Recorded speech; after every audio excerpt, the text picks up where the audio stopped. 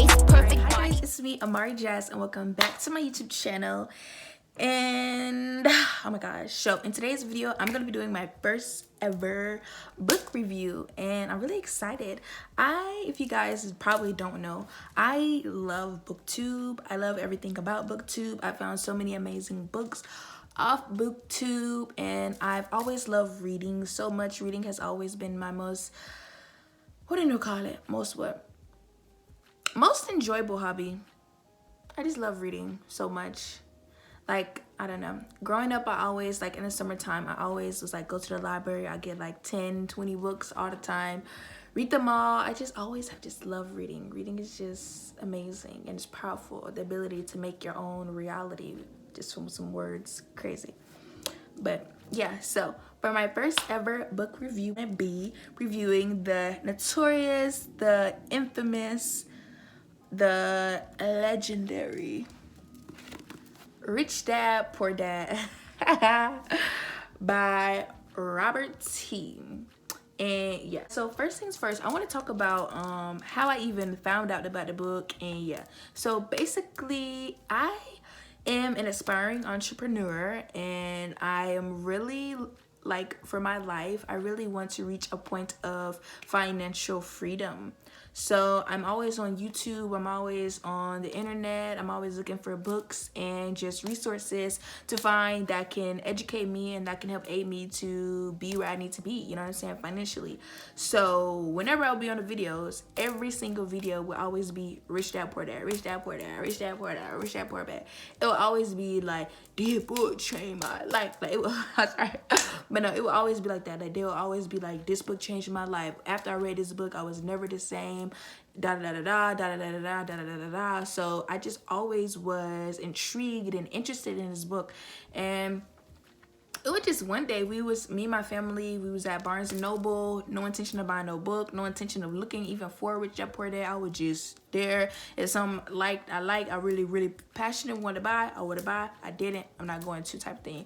So I was there, da da da da, and what did I see? Rich Dad Poor Dad. And for some reason, I just felt like this is the time. Because you know how you always have something that you want to do, but you always just put it out. But I'm just like, let me just do it. It's here.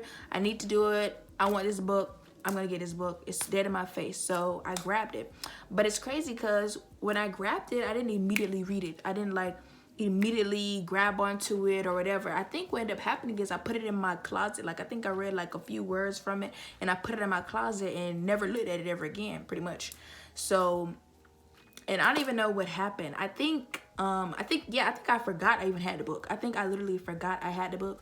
I think I just put it in my closet, forgot I had the book. And then somehow I was looking at a video or something and they said about it again. I was like, I got the whole book in my book bag and don't even know it.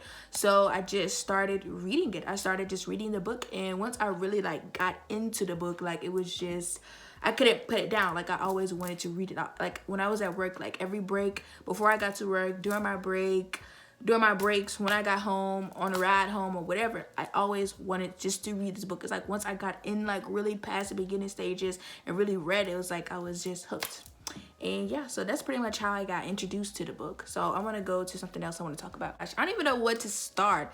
Okay, so I don't even know what was my favorite part of it. Let me go, because I highlighted a lot of stuff in this book. I guess my favorite part had to be when he literally just, because that's the part that really stuck to me, when he just confirmed my idea of what I already kind of knew, but just literally said it. You know what I'm saying? Like, talking about how money works and how people who are rich and how people are broke. And I feel like a lot of people think that people who are rich are just a dime a dozen. They're just a miraculous person. They're just a specially gifted human being or whatever.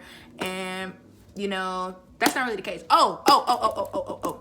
I think I know what my favorite part is. I think my favorite part was when he like explained how like the previous generation was raised on the concept of you having to get education was number one, and education was number one because it could lead you to a high-paying job, you know. Oh, I got lots of stuff. Okay, the previous generation, they were taught to education. You know what I'm saying? College. You know what I'm saying? And that was because the higher education, the higher you would be to get a better paying job and equal, I guess, the more money you would have.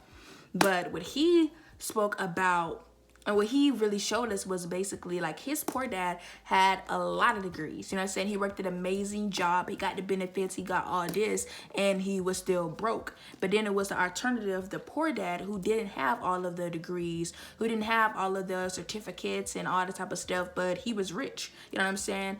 And I think and the reason behind that was because like the rich dad knew how money worked. You know what I'm saying? And the rich dad wasn't looking at money as something that he worked for. You know what I'm saying? His idea of money was money works for me. You understand what I'm saying?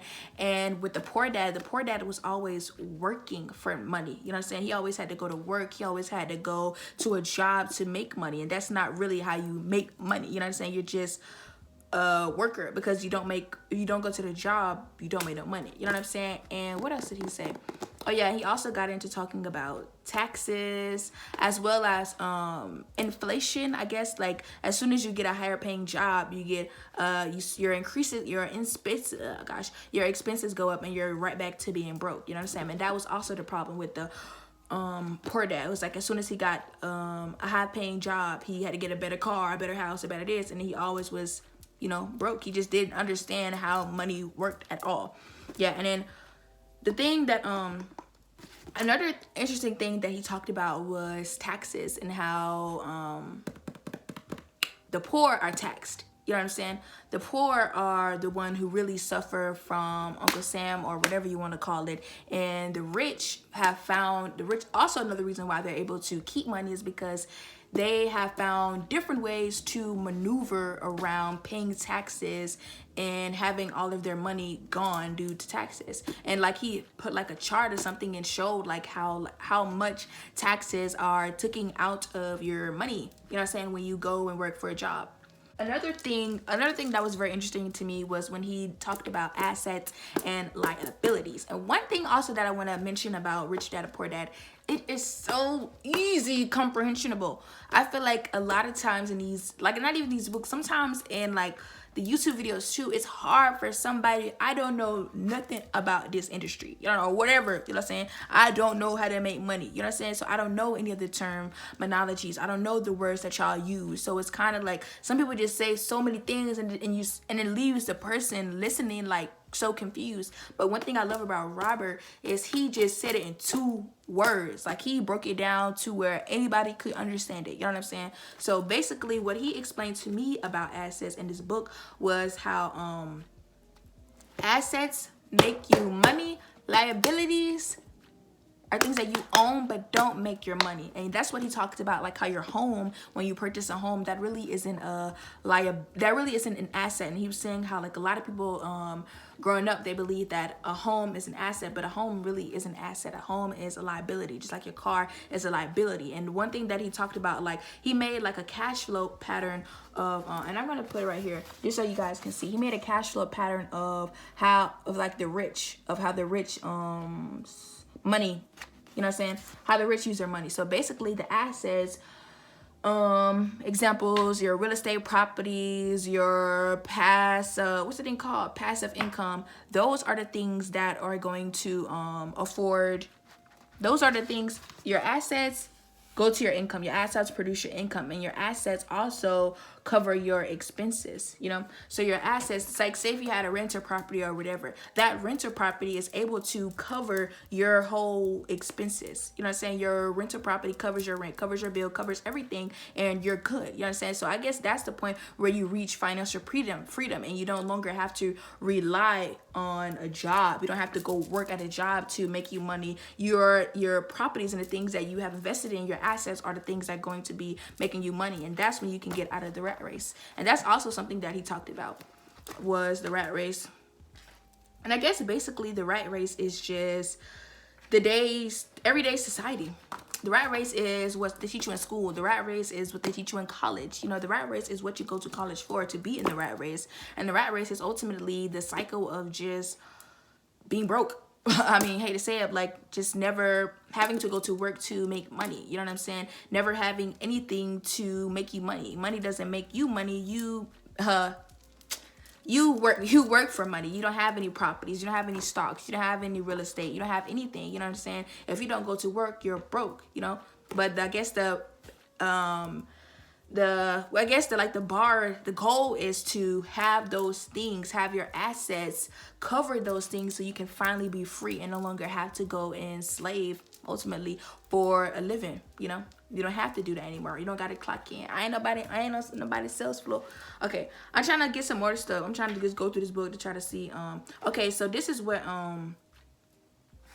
he also made a cash flow pattern of a poor person. So I just want to show you guys this. So this is the incomes. I don't know if you guys can see or what. So this is okay. So a poor person, they have a job, right? They get the income from their job, their salary, and then the income goes straight to expenses, taxes, rent, food, transportation, clothes, and out. You know what I'm saying? And this is like the cash flow of a person, of a middle class person. So they have their job. I don't know if you guys can see, the light is kind of weird. Okay, so we have the job. Job goes right to your salary, and then it goes to your liabilities, right? You have to pay your mortgage first, your car loans, your credit card debt, your school loans, and then after that you got to pay your taxes, mortgage payment, car payment, credit card payment, school loan, and then the money goes out the window. So this is the cash flow pattern of a rich person. So they get their assets, which are their real estate, their stocks, their bond, their notes, their intellectual property, goes and pays for their rental income, their dividends, and their interest and their royalties. You know? So yeah. And it was really that really like opened my eyes. It was really that opened my eyes and actually inspired me to try to find a way to incorporate that into my life. You know what I'm saying? So I can get out of the rat race. About the inflation. So basically how like when a person's income goes up, they raise their liabilities, they raise their expenses, but they don't invest in any assets. But I feel like that is a lot of just nobody knows. I mean, I hate to say that, but a lot of people do not know about anything. And this is also like a balance sheet just to show you like the different thinkings of the rich dad and the poor dad. So the rich dad saw the home as a liability and the poor dad saw the home as an asset. Okay, so I'm trying to go flip through some key points or some lessons also that he taught about. Okay, so we also have another thing right here, like the financial statement of the poor dad. So the poor dad's financial statement, basically his income is the exact same amount as his expenses. Like say your income is like $700, but your expenses are $600. So they're basically the same.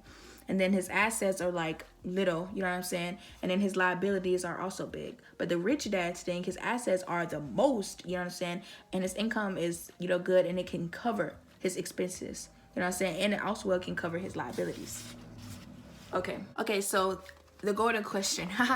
So he says, why the rich get richer? A review of my rich dad financial statement shows why the rich get richer. The asset column generates more than enough income to cover expenses, with the balance reinvested into the asset column. The asset column continues to grow, and therefore the income it produces grows with it. The result is that the rich get richer. Okay. So anyway, so then you have the income statement. Once the assets go up, the income go up, the expenses go down, and the liabilities go down.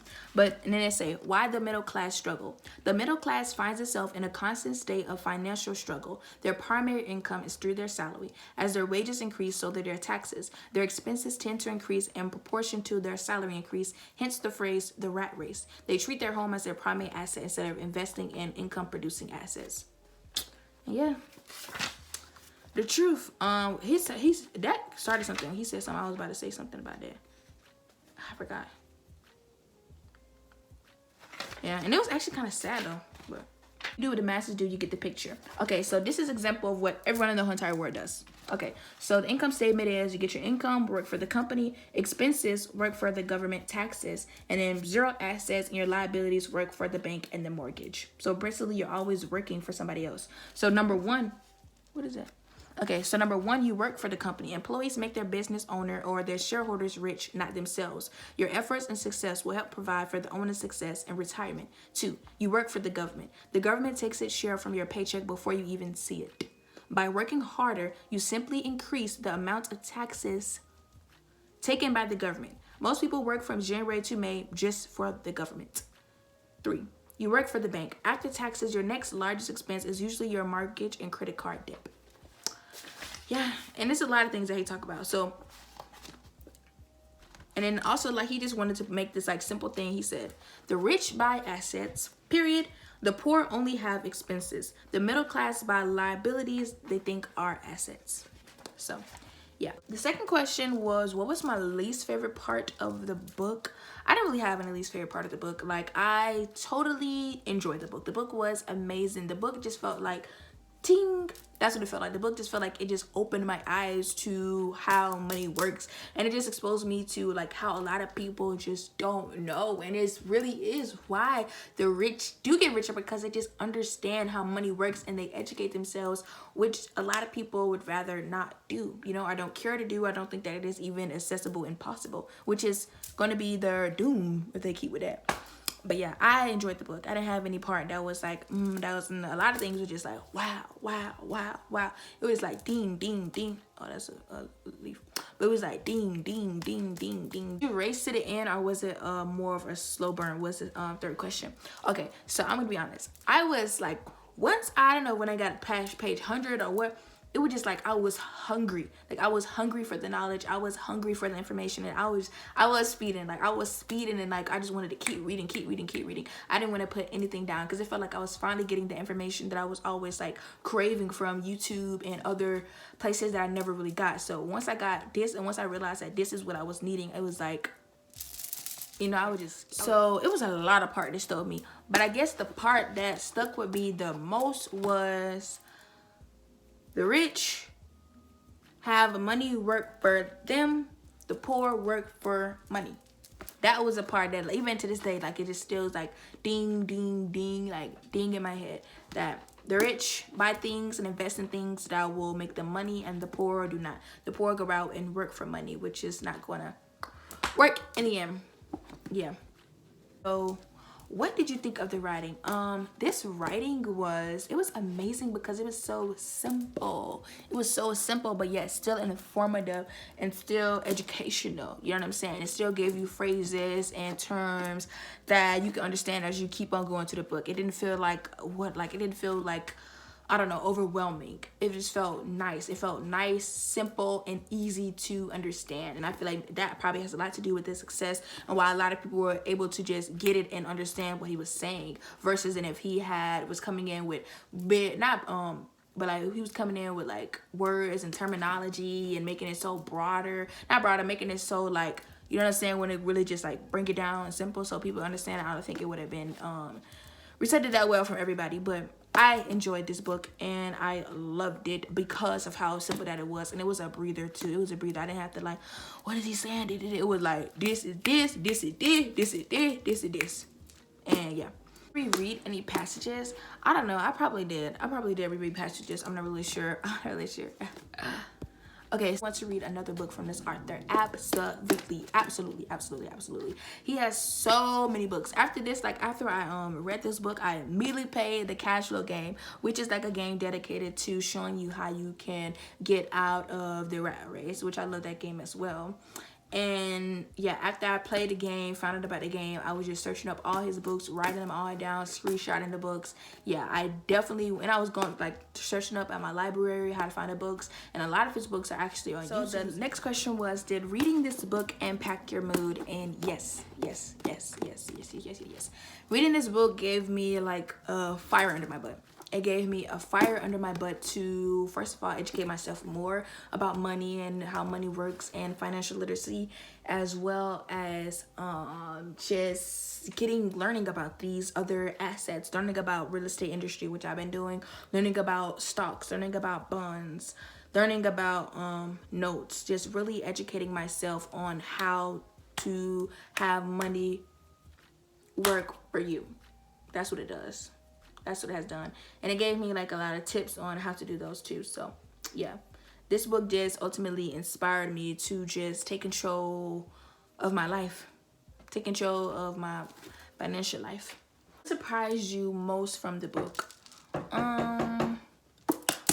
What what surprised me most from the book was, I guess, how real it was. Like, a lot of times, like, in the videos, like, no shade to YouTube, but a lot of times, like, the videos feel so, like, broad and, like, bland and don't feel like they give you the answer that they know that you really want to hear. I feel like they just give you, like, a general, like, a big old, you know what I'm saying, like, do this, and, like, it's like, imagine, like, somebody say, like, do this, like, I don't know, like, just, they didn't really give me the answer and didn't really say, like, hey, this what's going on, do the truth, this what's really happening, you know what I'm saying, that this book gave me. And this book, like, gave you answers and gave you questions you didn't had an answer to, but I just love it. I love it, and I feel, how did your opinion of the book change? Okay, woman, read it. Okay, so I didn't really have any opinion of the book for real. Like, I didn't have no, like, I didn't come in with nothing. Like, I didn't come in with any expectations or any negative energy or really nothing. I just came in, this book is gonna be what this book is supposed to be ultimately. So in the beginning, I thought it was like, once I like saw like in the beginning, like him explaining about his life and like that, I was thinking maybe he was gonna explain more about that. I just thought the whole book was probably gonna be like a story thing,